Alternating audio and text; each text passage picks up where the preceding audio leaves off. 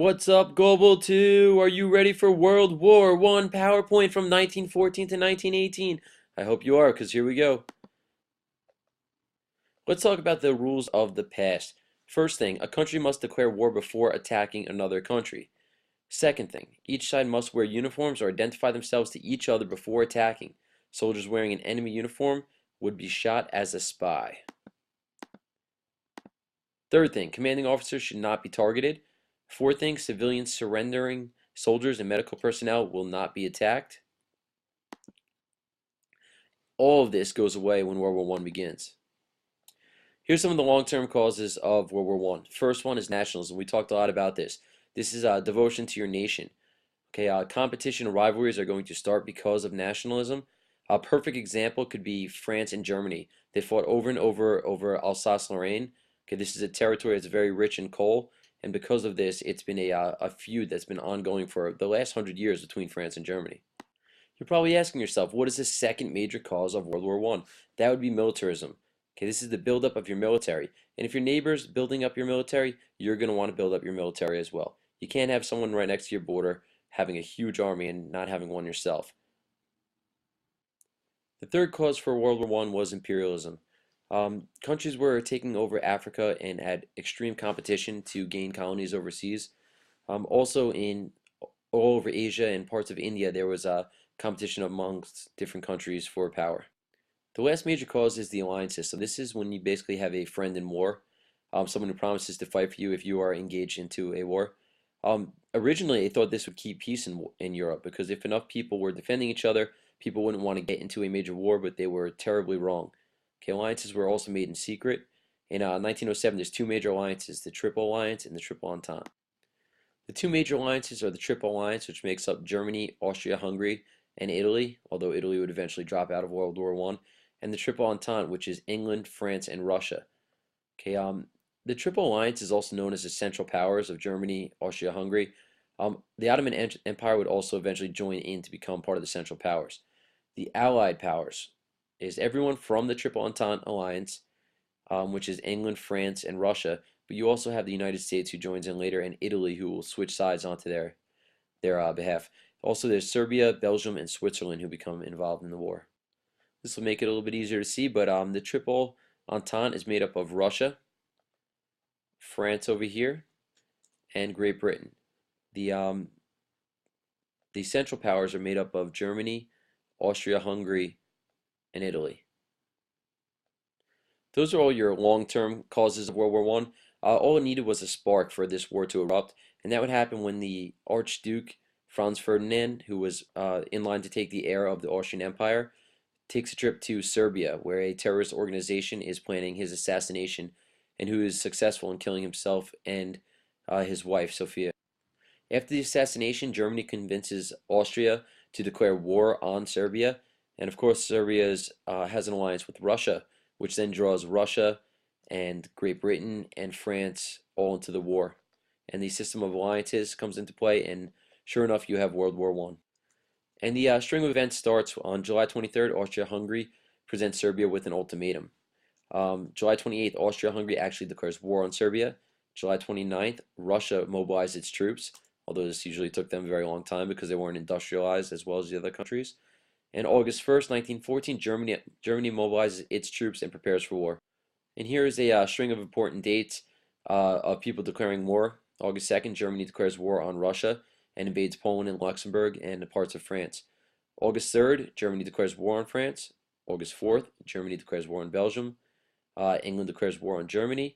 And Austria declares war on Russia and Great Britain. Here's a map of all the major countries at war. There's going to be a Eastern and a Western front. The Eastern Front is going to form between Russia and Germany, and millions of people are going to lose their lives in these trenches and fronts. On the other side is what we call the Western Front, which is between France and Germany right over here. By the end of 1914, it's not only war in Europe, but this is going to pan out across the entire world. There's going to be battles in Asia, Africa, and South America, all amongst the European colonies and fighting each other there. You also see a new kind of warfare, which is developing during World War One that's never been used before. The first being the machine gun. Okay, it's used by both sides, and it could fire hundreds of rounds in just a minute, killing hundreds of thousands of people. To avoid the machine gun, you get the idea of trench warfare. People are going to dig deep into the ground where they can't be killed by the machine guns, and long trenches are going to form that run on for miles. The area between these two trenches is going to be known as no man's land. Okay, this is an area that's very dangerous to cross, and a lot of people are killed in the process of trying to advance their troops. Trench warfare made World War One extend from a few months of fighting into 4 years. Here we have a picture of French soldiers attacking a German trench. There's a few other pictures of some trench warfare I'm going to show you. The trenches are dug out just below the height of where machine guns would be able to fire on them. Here's a picture of some more Allied soldiers in the trenches.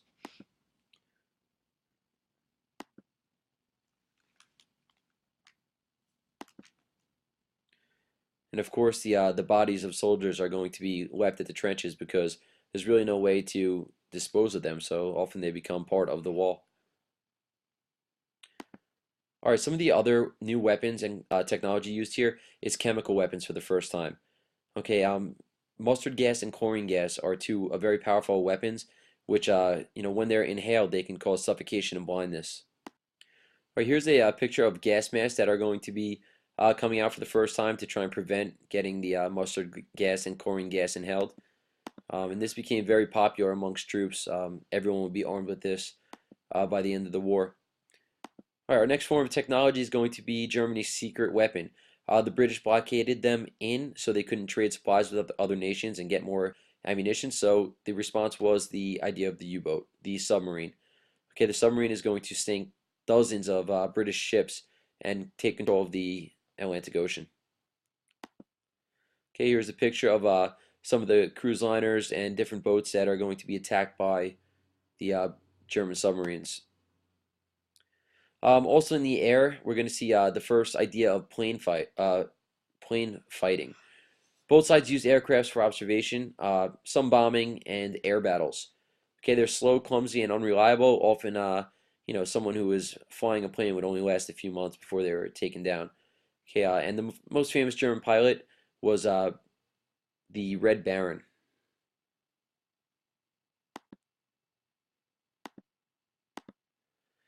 All right, the next picture we have here is, some of the planes that were flown, but after that is the tank. Okay, this is also a new form of technology. This is an armored tank that could go across things like no man's land. Okay, and it would really take a serious artillery or a bomb to stop. Okay, another picture of a tank going up and over the trenches of World War One. You have flamethrowers and a few other major weapons that come out during the time. All right, the Western Front. Germans, Austro-Hungarians versus the French, British, and later the Americans. Germany developed something called the Schlieffen Plan. They realized that it's going to take a long time for Russia to mobilize for war, so the idea is that they go in and they take Paris right away in only a few days. Unfortunately, this plan doesn't work out for the Germans, and it's fortunate for the Allies. Some of the major battles we're going to see that develop in the trenches are the Battle of the Marne and the Battle of the Somme. Also on the Western Front, which is Germany versus France and the rest of the Allies, is the Battle of Verdun. This is a 10-month-long battle. Okay, it's estimated that 540,000 French and 430,000 Germans are casualties of war during this one battle. There's no strategic advantage. They have what we call a stalemate, where no one is gaining a side. Also, the Battle of the Somme was an English and French victory against the Germans. This was 6 months of fighting for only 5 miles of territory. Okay, so 6 months, they moved 5 miles, and 1 million men are killed in this battle. World War I was known as a two-front war, so let's look at the Eastern Front, which is going to be a battle between the Austrian Hungarians and the Germans versus the Russians and the Serbians. It was difficult for the Russians because they weren't in a majorly industrialized country. Okay, so that's a major disadvantage for them. They're short on supplies. Russia's advantage is the huge amount of people that they have there. There were other fronts around the war too, nothing quite like the Eastern and the Western Front on the sides of Germany there, but there's fighting in Japan. Australia and India also joined the Allies. The Ottoman Turks and Bulgaria joined the Central Powers. Battles are going to occur all throughout Africa and Asia for colonial possession. After millions of Russian deaths, the leader Nicholas II abdicates or leaves his throne. Okay, the Russian Duma continues to fight for a while, but in October of 1917, Lenin and the Bolsheviks take over and the Soviet Union is created. Okay, so Nicholas II steps out of power and Lenin takes over. March 1918, Soviets and Germans signed the Treaty of Brest-Litovsk, ending the war in the East. For the most part of the war, the United States remained neutral and were actually making a huge amount of profit off selling supplies to the British, the French, and the rest of the Allies. The British blockade of Germany forced the Germans to use a lot of U-boats. So what happened to get the United States involved in this war was the Lusitania, a cruise liner that had hundreds of Americans on it, was sunk by a German U-boat. Okay, after this, President Woodrow Wilson has no choice but to declare war on the Central Powers. All right, there was also the Zimmerman Note, which people say is the last straw for Woodrow Wilson before he declares war. The Zimmerman Note was an intercepted telegram which said that that Mexico was going to try to take back some areas around Texas and the southern coast of the United States that had become U.S. territory, and Germany promised to back them up if they wanted to do this. And so on April 4th, 1917, the United States declares war on the Central Powers. Woodrow Wilson's reason for the war is to make the world safe for democracy. So the war on the home front becomes known as a total war, which means all resources are devoted to helping out in this war. Okay, if men go off to battle, women are supposed to take over the jobs. Okay, women are supposed to help out in the field as well by serving as nurses and medics when possible.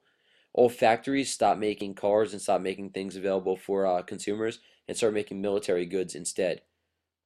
Also, there's rationing. People are only given a certain amount of food to eat at their home countries. That way, other food can be sent to the troops who are overseas. And also, there's propaganda, which is one-sided information.